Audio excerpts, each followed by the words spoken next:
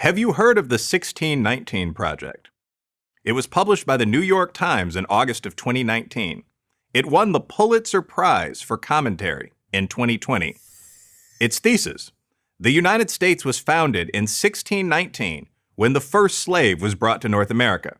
Wait, that brings up some questions. What happened to 1776? To July 4th? The Declaration of Independence? George Washington, Thomas Jefferson, and James Madison?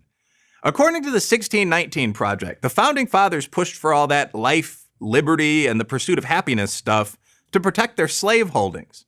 Independence from England? That was just a smokescreen.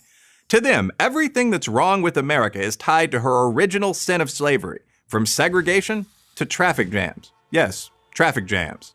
For the 1619 Project authors, racism is not a part of the American experience. It is the American experience. Is this true? Let's look at three of the project's major claims. 1. Preserving slavery was the real cause of the American Revolution. If you asked the founders why they no longer wanted to be a British colony, they would have given you a long list of reasons. Taxation without representation, conflicts over debts from the French and Indian War, and the Stamp Act would be just a few. Probably most important was the burning desire to be free, to chart their own destiny as a sovereign nation. Protecting slavery was not under threat from the British. In fact, Britain didn't free the slaves in its overseas colonies until 1833, 57 years later, after the Declaration of Independence. Yes, the subject of slavery was hotly debated at the Constitutional Convention, but that was after the war was won. 2. Slavery made America rich. Slavery made some Americans rich, true enough. Eli Yale, for example, made a fortune in the slave trade. He donated money and land for the university that is named after him. But the institution of slavery didn't make America rich. In fact, the slave system badly slowed the economic development of half the country. As economist Thomas Sowell points out, in 1860, just 1 year before the Civil War began, the South had only 1/6 as many factories as the North. Almost 90% of the country's skilled, well-paid laborers and professionals were based in the North. Banking, railroads, manufacturing, all were concentrated in the North. The South was an economic backwater. And the cost of abolishing slavery was enormous, not merely in terms of dollars — Lincoln borrowed billions to pay for it — but also in terms of human life. 360,000 Union soldiers died in order to free 4 million slaves. That works out to about 1 soldier in blue for every 10 slaves freed. It's hard to look at that butcher's bill and conclude that the nation turned a profit from slavery. And many things have happened since 1865.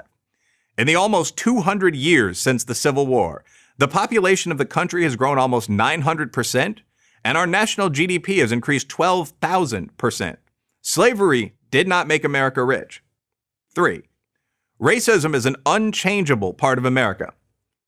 This argument is more philosophical than scholarly, but it undergirds the entire 1619 Project. It's also pernicious because it suggests that the United States is an inherently racist country that can't overcome its flaws. Yet that's exactly what it's done. Today, America is the most successful multiracial country in history, the only white majority country to elect a black president twice. Of course, progress has not always been smooth. There have been terrible setbacks. But to compare American attitudes about race today to America 100 years ago, let alone to 1619, is absurd. Here's a fact that should be better known. 2 million black Africans have come to America as legal immigrants from countries like Nigeria in the last 50 years and have become one of the most successful groups in the country. Why would these folks move to what is often called an evil, racist country? Because unlike many people lucky enough to be born here, they know that America is a land of opportunity for everyone. It's also only fair to note that while blacks have heroically fought for our rights, often against great odds, we haven't done it alone. A vast number of decent whites have also advanced the cause of racial equality. To cite one of countless examples, the U.S. Senate that passed the landmark Civil Rights Act in 1964 contained 98 whites and 2 men of color, and they were Asian. The great black leaders of the past, Harriet Tubman, Frederick Douglass, Booker T. Washington, Martin Luther King never lost faith in America's promise that all people are created equal. None of them believed that racism was America's defining characteristic. They were right.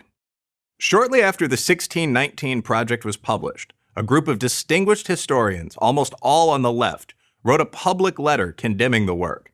They called it a displacement of historical understanding by ideology. They were right too.